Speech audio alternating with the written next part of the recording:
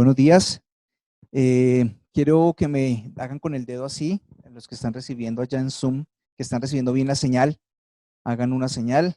Mi esposa me está confirmando que bien, están recibiendo bien. Perfecto, súper bien, qué bueno.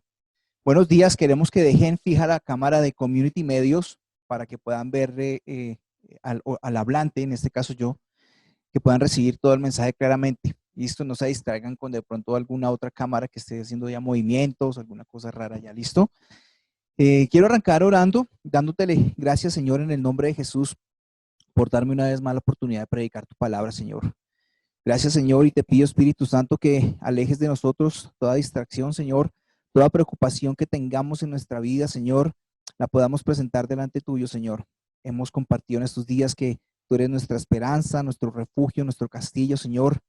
¿A quién acudiremos si solamente tú tienes palabras de vida eterna, Señor? Hoy nos presentamos delante tuyo, Señor, dispuestos con un corazón abierto, Señor, a recibir tu palabra, y te pedimos, Espíritu Santo, que abra nuestro entendimiento espiritual, que nuestro corazón esté abierto también para recibir la palabra que tú quieres predicar, Señor. Dame, Señor, la oportunidad de ministrar al pueblo y que sean edificados en tu palabra, Señor, no en mi humana sabiduría, sino el poder de tu palabra, que es el que realmente transforma. El evangelio, Señor, realmente que nos hace nacer de nuevo, que nos trae salvación, libertad, que nos trae gracia, que nos trae perdón, justificación y santidad, Señor. Haznos entender esto en el nombre poderoso de Jesús. Gracias, Señor, por todos los que están conectados allí. Gracias, Señor, por todos los que están habidos de tu palabra, Señor. Gracias, Señor, porque yo sé que tú les hablarás, tú les aclararás, tú les despejarás dudas, Señor. Gracias en el nombre poderoso de Jesús por lo que hoy vamos a recibir en la Santa Cena, Señor. Creemos que allí, Señor, hay también entendimiento, libertad y sanidad, Señor. En el nombre de tu Hijo amado, Señor, dejamos este servicio en tu presencia, esta palabra, Señor, para que sea fluida por el Espíritu Santo y ministre de acuerdo a lo que tú quieres enseñar. Amén. Entonces, muchachos, ¿cómo están? Hoy tengo el privilegio de tener a mi suegra aquí con nosotros acompañándonos, y mi madre. Tenemos nuestras madres acá en vivo y en directo. Recuerden que venimos hablando de evangelio. La predicación de hoy se llama Evangelio igual a gracia. La primera se llamó Evangelio igual a identidad de hijo. La de 8 días dijimos Evangelio igual a más que discípulo. Y hoy quiero compartirles acerca de Evangelio igual a gracia. Y es que hemos venido en nuestras últimas conexiones hablando acerca del Evangelio, ¿sí? Muchas veces el Evangelio no nos fue bien predicado, con una correcta disposición de lo que es el Evangelio, un completo entendimiento de lo que nos estaban predicando. Y muchas veces, yo se los digo con experiencia del tema, por lo que he vivido en mi cristianismo, eh, muchas veces no me dijeron que el Evangelio era identidad de hijo. Muchas veces me dejaron en discípulo, y yo ya tenía una posición y no sabía cómo entender o hacer uso de esa posición de hijo, y me quedé en un simple discípulo. Hoy quiero que nosotros hablemos acerca de la gracia, evangelio igual a gracia, y quiero que entendamos la terminología en el origen del latín y del griego. Es importante saberlo. No es relevante para su salvación, no es relevante para su posición, no es relevante para que usted actúe como tal, pero es importante saberlo. El término griego dice que del latín dice gratia, que significa benevolencia, favor o beneficio. Esa es la palabra gracia. Y del griego dice que es un sustantivo femenino que significa gracia, favor, generosidad. Gracia, favor y generosidad. Quiero decirles que la gracia no es una doctrina, no es una enseñanza, no es un tema que esté de moda, porque muy seguramente en algunos círculos de iglesias relevantes se habla mucho de gracia, pero no es que sea un tema que esté de moda, que esté ahorita resonando mucho. Puede estar resonando, pero no ha sido un tema de moda. No es un movimiento revolucionario que va en contra de algo, ¿sí? Sino que la gracia es el mismo evangelio de lo que hemos estado hablando y predicando. Son las buenas nuevas. Es esta predicación la que realmente transforma y cambia vidas. Y la definición más grande, más importante que nosotros entendemos es que la gracia es una persona, y esa persona se llama Jesucristo. Entiéndelo. La gracia es una persona, y esa persona se llama Jesucristo.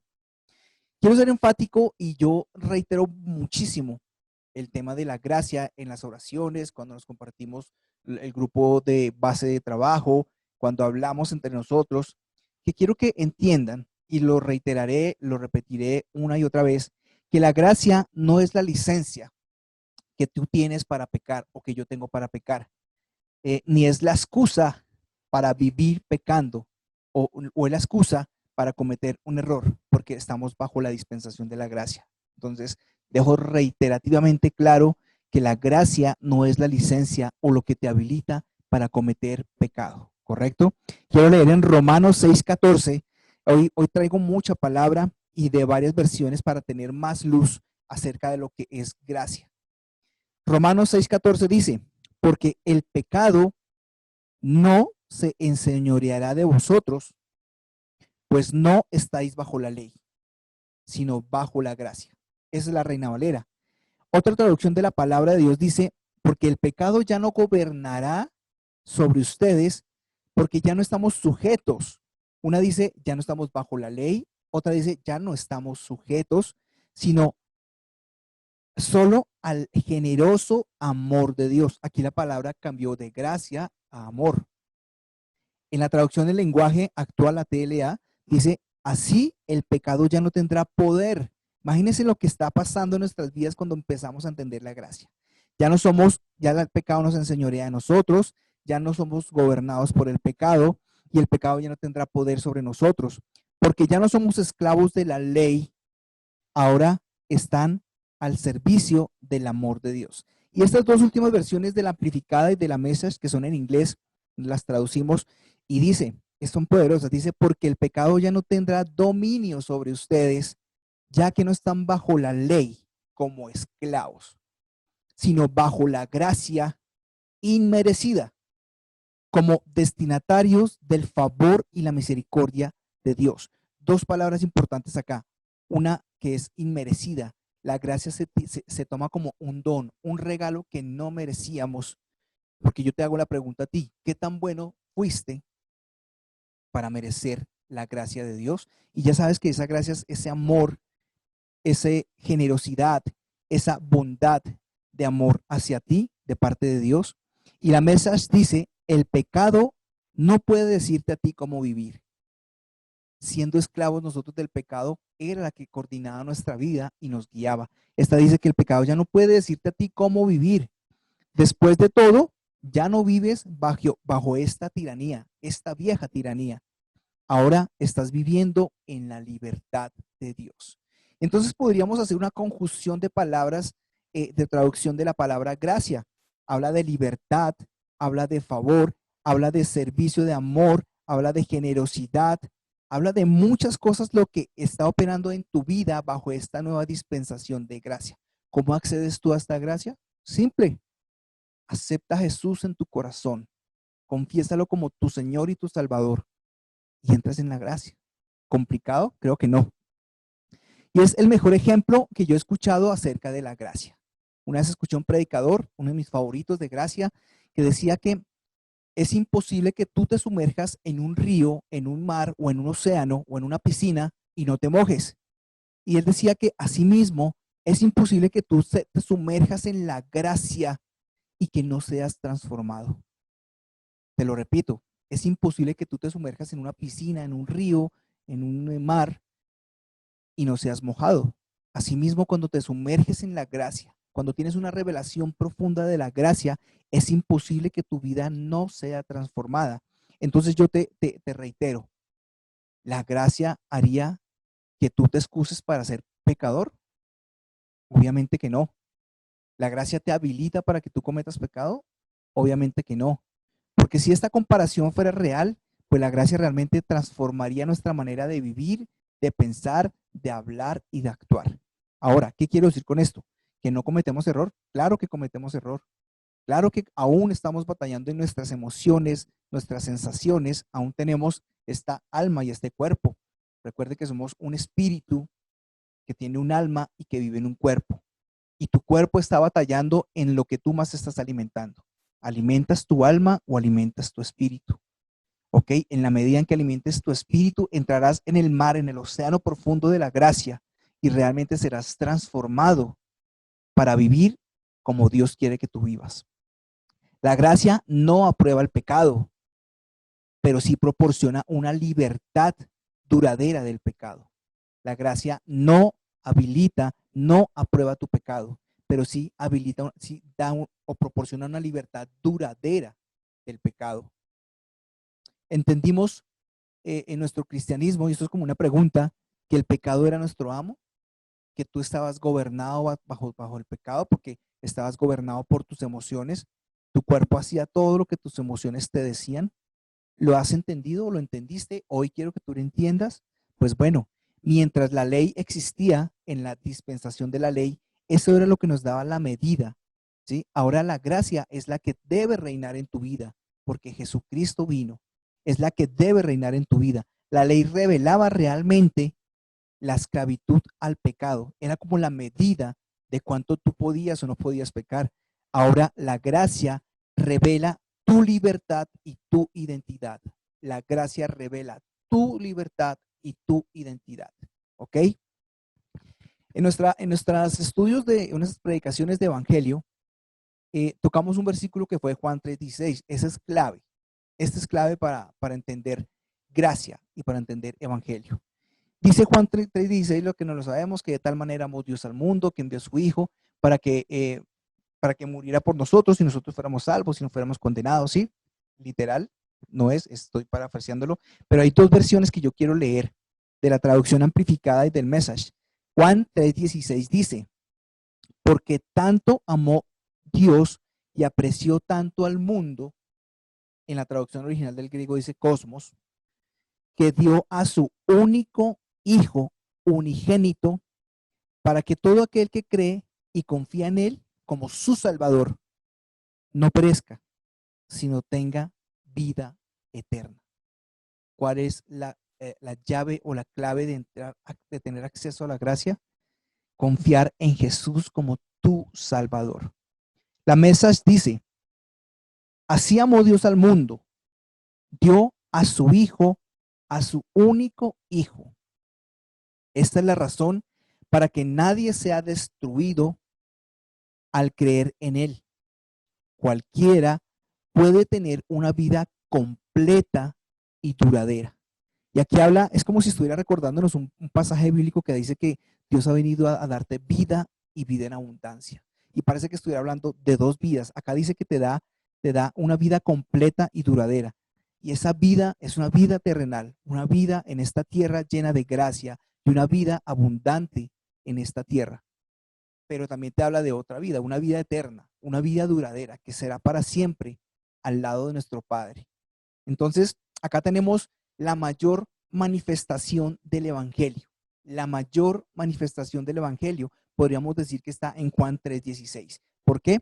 Porque de tal manera amó Dios, nuestro Padre, al mundo que convirtió a Jesucristo en la gracia para el mundo.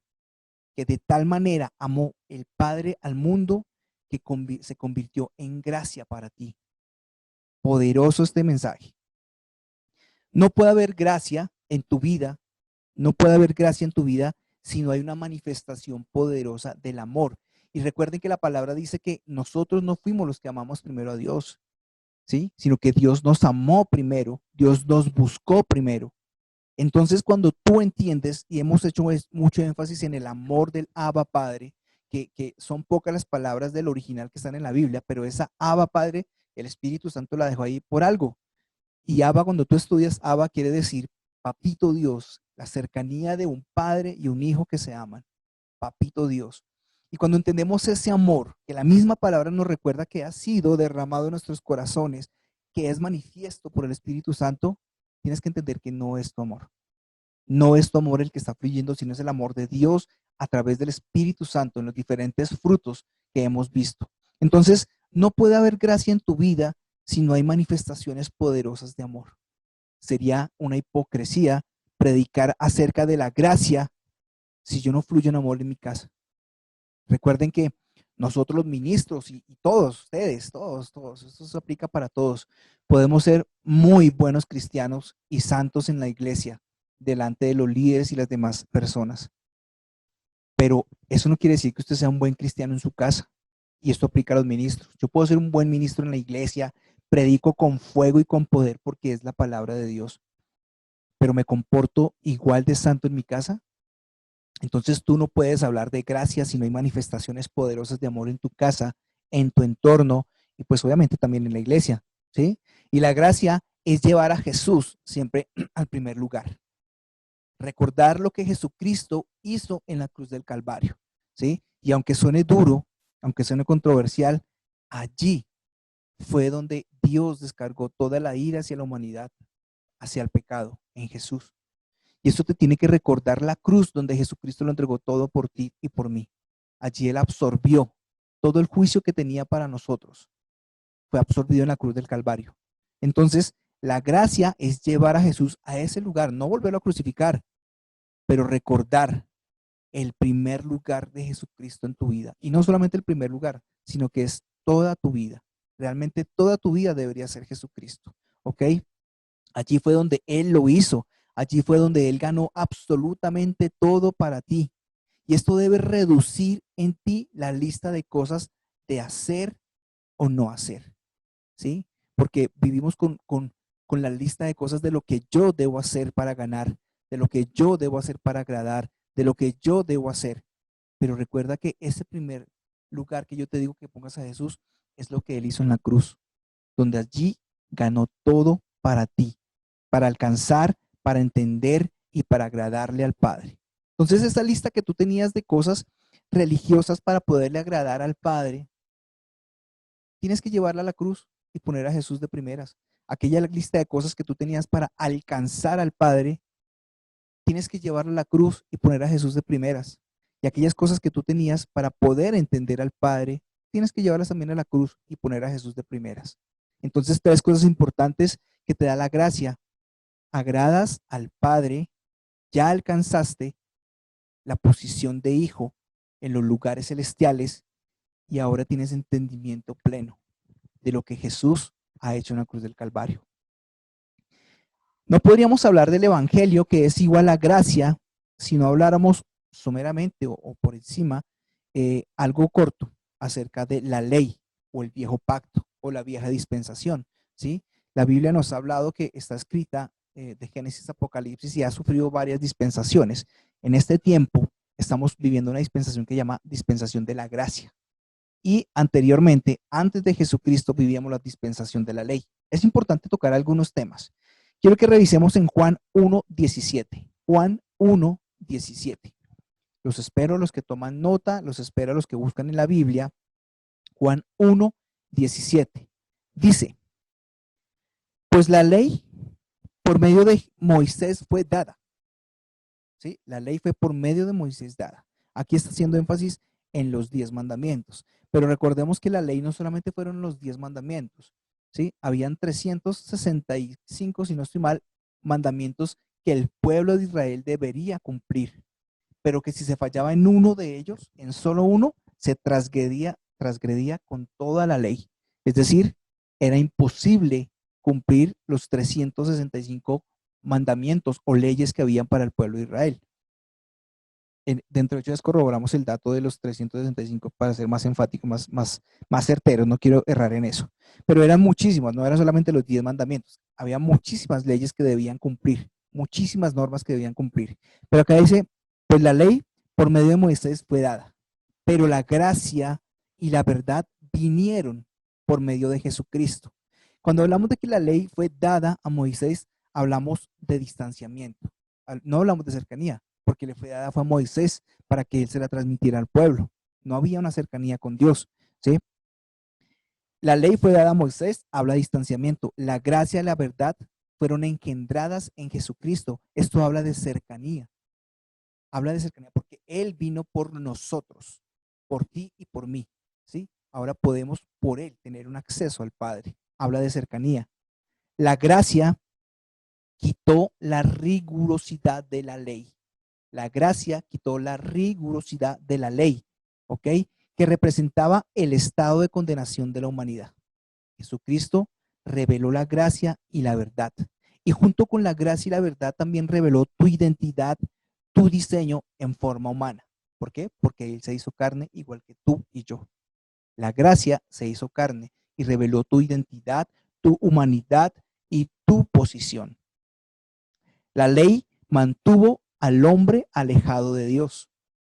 La ley mantuvo al hombre alejado de Dios. No tenía cercanía con él. Para poderse acercar tendría que cumplir una serie de cosas y nunca las cumplió todas. El hombre no fue capaz de cumplirlas todas. La ley habla de lo que el hombre debía hacer y ser para poderle agradar a Dios. La ley habla de lo que el hombre debía ser y hacer para poderle agradar a Dios. La gracia revela realmente quién es Dios y cómo podríamos acercarnos a Él. Ahora, en los lugares celestiales ya estamos con Él. ¿Por qué? Porque la gracia vino a tu vida. La gracia se presentó en forma humana y murió así para que tú tuvieras acceso al Padre. En la ley demandó juicio para el hombre pecador. Aquel que pecaba tenía juicio. Bajo la gracia, Dios proporcionó justicia como un don inmerecido o un regalo. Todo el juicio cayó sobre Jesucristo. Toda la justicia cayó sobre él. ¿Ok? La ley está centrada en el hombre. La gracia está centrada en Jesús. ¿Por qué está centrada en el hombre la ley? Porque era todo lo que tenía que hacer el hombre. Todo lo que tenía que cumplir, obedecer y hacer. En la gracia es todo lo que Jesucristo ya obedeció en la cruz. La ley se enfoca en lo que cada uno debe lograr, ¿sí? Lo que debe hacer. La gracia enteramente en lo que Jesús ya logró por ti. Bajo la ley, usted estaba descalificado por su desobediencia. Bajo la gracia, usted ya está calificado. Escuche esto, bajo la gracia usted ya está calificado no por su obediencia, sino por la obediencia de Jesús al llevarlo todo a la cruz. Esto tiene que estallarte a ti la cabeza y arder el corazón en fuego y en amor por el Señor. Te lo repito, bajo la ley usted estaba descalificado por su desobediencia.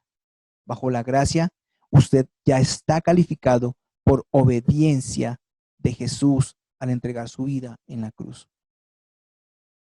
Bajo la ley, usted es hecho justo cuando hacía lo correcto. Si no hacía lo correcto, no era lo suficientemente justo. Pero bajo la gracia, usted es hecho justo cuando usted cree correctamente. Creamos correctamente bajo la perspectiva de la gracia. Ahora,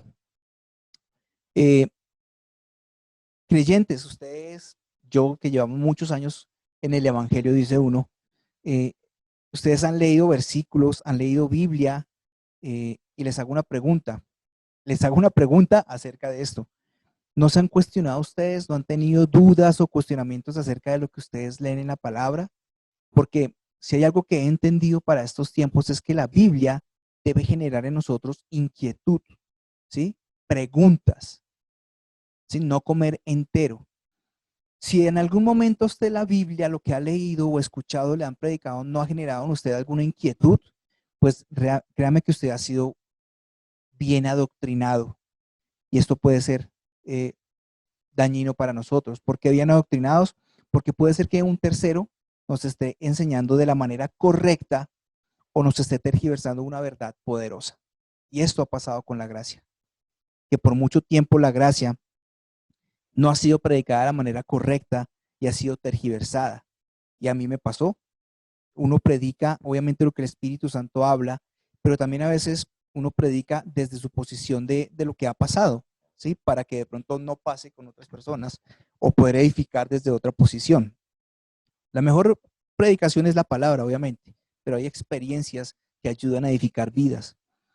A mí me pasó realmente, por mucho tiempo no pregunté, no me cuestioné, no indagué.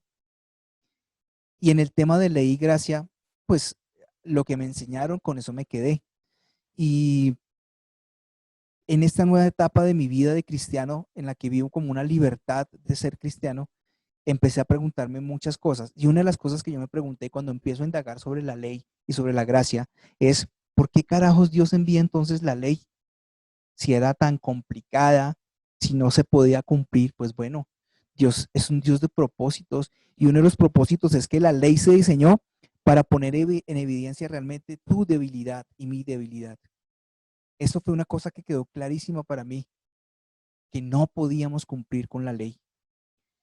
Sacó en evidencia nuestro pecado, sacó en evidencia nuestra ineptitud para ser santos, buenos y justos.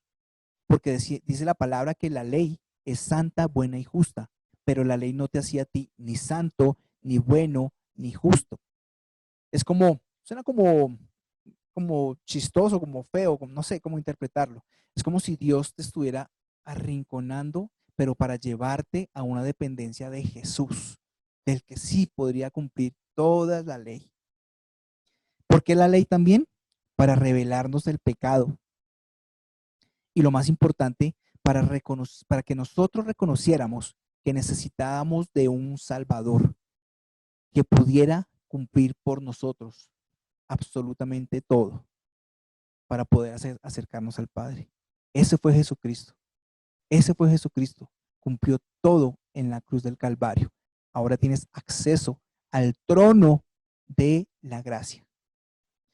Gálatas 3:24, les dije que traía mucha palabra y de varias versiones. Gálatas 3:24 dice, de manera que la ley ha sido nuestro ayo para llevarnos a Cristo a fin de que fuésemos justificados por la fe. Y muchas veces leímos, yo leí muchísimas veces ese versículo bíblico y nunca me interesó saber qué era ayo. Busqué otra versión donde la TLA dice, la ley fue como un maestro que nos guió y llevó hasta Cristo para que Dios nos aceptara para confiar en Él. La Message dice, con el resultado de que la ley se ha convertido en nuestro tutor y en nuestro disciplinario para guiarnos a Cristo, para poder ser justificados, es decir, declarados libres de culpa del pecado y de su castigo y colocados en una posición correcta con Dios por fe. ¿Qué quiere decir esta palabra? Justificados, que tanto ha retumbado en mi cabeza. Justificados, y la posición de justicia es la posición en la que tú ahora puedes acercarte tranquilamente al Padre en una posición y en una relación correcta. Eso es justificados. Y te lo leo nuevamente. Dice, para que podamos ser justificados, es decir, declarados libres de la culpa del pecado y su castigo, colocándonos en posición correcta con Dios por fe. ¿Y cuántas enseñanzas hemos recibido que nos han sacado de la posición correcta de Dios? De una posición y una relación correcta de Dios. ¿Ok? La amplificada dice, la ley era como esos tutores de griegos con los que estaban familiarizados, que acompañaban al niño a la escuela y los protegían del peligro o la distracción, asegurándose de que el niño realmente llegara al lugar que se propusiera. ¿Qué está diciendo acá? El Padre, con la ley, también lo que hizo fue protegernos y llevarnos hasta el lugar o al propósito que Él tenía destinado desde el principio hasta el fin, a Jesús, a la gracia.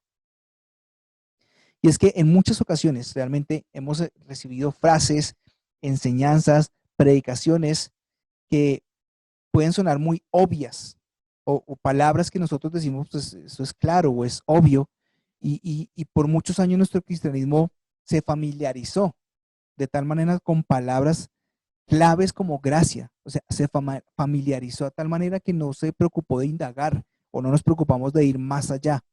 Me pasó de indagar, de profundizar. Y esta palabra gracia es una de las que en el cristianismo de pronto se ha tomado como en vano, como en balde, como que no hemos escudriñado más allá de lo que hemos escuchado o leído, ¿sí? Y no hemos profundizado realmente en temas como gracia, en enseñanzas o en saber qué es la gracia, porque yo dije al principio que no era un tema, no era una enseñanza, ni una doctrina, sino es el mismo Jesús. Y me acuerdo, recién empezamos a hacer ministerio, a trabajar con el grupo base, hicimos una enseñanza del camino de Maús. Y Jesucristo se presenta a unos discípulos en el camino de Maús y los lleva a que los reconozcan a Él. Ahí está, dice que estaban entenebrecidos sus ojos, su entendimiento y no lo conocieron. Pero Él dice que los lleva desde Génesis, los profetas, los salmos, los hace un recorrido por toda la palabra para que entendieran que Él era Jesucristo, la misma gracia. ¿Sí? Entonces, a raíz de la Biblia, de Génesis, Apocalipsis, hay gracia. Está Jesucristo presente. Cada tipología, cada ceremonia, cada acto era la tipología o lo arquetipo de Jesucristo, que era la misma gracia. Y por mucho tiempo no lo vimos. No lo vimos. Y por eso es importante estudiar en el Antiguo Testamento dónde está Jesucristo escrito, dónde está manifestado, qué se está tratando de decir de Jesucristo, porque allí hay gracia. Entonces, ¿esto qué hizo que nuestro cristianismo nos llevara a vivir una vida de confusión, de mezclas entre ley y gracia, aferrándonos a aspectos acerca de la ley y la gracia, llevando a juicio a muchas otras personas con las que compartíamos, a tal punto que algunos predicadores o algunos líderes toman y tergiversan o manipulan la ley y la gracia, le hacen una mezcla y tratan de manifestar una disciplina o una corrección, pero lo que están haciendo con tu vida realmente es manipulando tu vida, ¿sí? A lo que ellos más les convenga, ¿sí? A lo que ellos más se beneficien. Se ha vuelto una manipulación la ley y la gracia, realmente. Se ha vuelto una manipulación. Quiero que leamos en Mateo 9:17. Mateo 9:17 dice, Mateo 9:17, ni echan vino nuevo en odres viejos. De otra manera, los odres se rompen y el vino se derrama y los odres se pierden. Pero echan vino nuevo en odres nuevos y lo uno y lo otro se conservan juntamente. En este tiempo de revelación de la gracia para mi vida, en este tiempo en el que he entendido más profundamente una genuina relación de hijo con mi Padre amado, con mi Abba Padre, en este tiempo en que tengo una identidad y una posición en Jesucristo, he tratado de llevar, hace poquito escuché esta frase, he tratado de llevar toda la palabra rasguñándola a la gracia. ¿Qué quiere decir esto? Mi espíritu anhelaba esto realmente. Hacía mucho tiempo, yo se lo decía a un mentor mío, hace poco se lo decía, me siento como que si mi espíritu hubiese anhelado por mucho tiempo de cristianismo este refrigerio de palabra de gracia. De verdad que me siento libre de manifestar mi cristianismo y de vivir en el cristianismo. Y esto me ha llevado a que yo cada palabra de Génesis, Apocalipsis que estudie, la rasguña hasta encontrar algo de gracia allí. Porque vuelvo y les digo, si gracia es la manifestación de Jesucristo, gracia es la misma persona de Jesucristo, te hago una pregunta. ¿Cómo no pensar que en Génesis, Apocalipsis, en los evangelios, en los proféticos, en los salmos, no hay gracia si siempre se habla de Jesucristo? Entonces no se trata de un fanatismo, no se trata de, vuelvo y digo, un tema de moda, no se trata de quererles dar una idea de libertinaje, vuelvo y reitero, no es libertad, no es licencia para que usted peque, nada de eso, absolutamente nada de esto. Y a qué voy con este versículo que acabé de leer. Por muchos años también lo leímos, de pronto a ustedes les pasó, a mí me pasó y no lo entendí, o me lo enseñaron de la manera incorrecta, me explicaron algo que no es, busqué en internet y no era. Y este versículo realmente lo que quiere decir es que usted no puede poner el vino nuevo de la gracia en el odre viejo de la ley. Usted no puede poner la revelación fresca del evangelio de la gracia en el odre viejo de la ley. Rasguñe las escrituras, busque más profundamente, que allí va a encontrar a Jesucristo manifestado, y cuando usted encuentra a Jesucristo, allí va a encontrar gracia. Rasguñe cada texto que llega a sus manos, estúdielo, véalo en varias versiones, y yo les recomendé y trabajo con una versión que se llama El Espejo, que es una traducción del griego al español directamente, y es una traducción directamente enfocada a Jesucristo y la gracia. Entonces, no se queden con esto que les estoy diciendo, vayan más allá para que encuentren no la licencia para pecar, sino que se encuentren con el mismo Jesucristo en cada cosa que ustedes estudian. Este mismo pasaje de Romanos 11:6, voy a leerlo, Romanos 11:6, anótenlo ahí y estudienlo en casa. Romanos 11:6 dice, Y si por gracia, ya no es por obras. De otra manera, la gracia ya no sería gracia. Y si por obras, ya no es gracia. De otra manera, la obra ya no es obra. Entonces es un trabalengua. Si usted lo busca en otras versiones, puedes tener más luz al respecto. Pero yo tomé la del espejo y dice, la voy a leer lentamente porque es poderosa. Dice, gracia no puede sugerir deuda u obligación al mismo tiempo. Gracia no puede sugerir deuda u obligación al mismo tiempo. La palabra gracia solo puede significar eso, gracia. El mismo argumento es aplicable a obras. Si la salvación o cualquier ventaja tienen que ser obtenido de acuerdo a las reglas de conducta, entonces ninguna cantidad de gracia puede cambiar las reglas. Gracia significa gracia y obras significa obras. De esa versión tan poderosa. Y es que hoy en día no luchamos con judíos, como en la época de Jesús cuando estuvo en la tierra, que quieran implantarnos la ley. No son esos judíos que vienen a nosotros a predicarnos, porque no ha sucedido, a mí nunca me ha predicado ningún judío, pero sí luchamos con los mismos hermanos de la iglesia religiosa, que a veces quieren llevarte al cumplimiento de la ley, hacer obras para agradarle al Padre. Y pasa en nuestro círculo de cristianos, lastimosamente. Ahora, ¿qué quiero decir esto? Como la gracia no es la revolución para ir en contra de, no quiero que piensen que estoy en contra de los hermanos que están predicando la ley, no. Simplemente quiero llevarlos a tener cuidado con esa mezcla de ley y gracia, ¿sí? Hay doctrinas básicas fundamentales que nos hacen hermanos, como la salvación, ¿sí? Que es clave, que es en Jesucristo, y de ahí para allá, lo que te interprete algún hermano y que te quiera llevar a la ley, tú tienes que tener cuidado, porque puedes ir a un cristianismo duro, a un cristianismo pesado. Ahora, estoy diciendo que hay hermanos en la iglesia, otras denominaciones, que quieren llevarte a cumplimientos de la ley, dejando por fuera, realmente sacando de la ecuación a Jesucristo, cuando Jesucristo lo es absolutamente todo lo que él hizo en la cruz. Asimismo, hay sectas, hoy mismo sectas, bueno, sí, llamémoslo sectas, que tienen una mezcla de judaísmo con cristianismo, y esto le hace una mezcla de gracia con ley. Es peligrosa, claro, pero desde que tengamos a Jesucristo como nuestro Salvador, pues bueno, hay unidad en ese sentido. Y lo que yo quiero es que llevemos a un perfecto equilibrio, en tu cristianismo, ¿sí? ¿Por qué? Porque cuando tú vives la gracia, así mira, eso es sencillo, cuando tú vives la ley o la gracia, es lo que tú crees, lo que tú confiesas y lo que tú vives. La pregunta mía es, ¿qué estás creyendo? ¿Qué estás confesando? ¿Y qué estás viviendo? ¿Ley en tu vida? ¿Juicio? ¿Llevar a la gente de tu casa, de tu familia, de tus vecinos al juicio, a la condenación eterna por medio de la predicación del evangelio, o lo estás llevando a una identidad en Jesucristo en donde hay salvación y unidad con el Padre?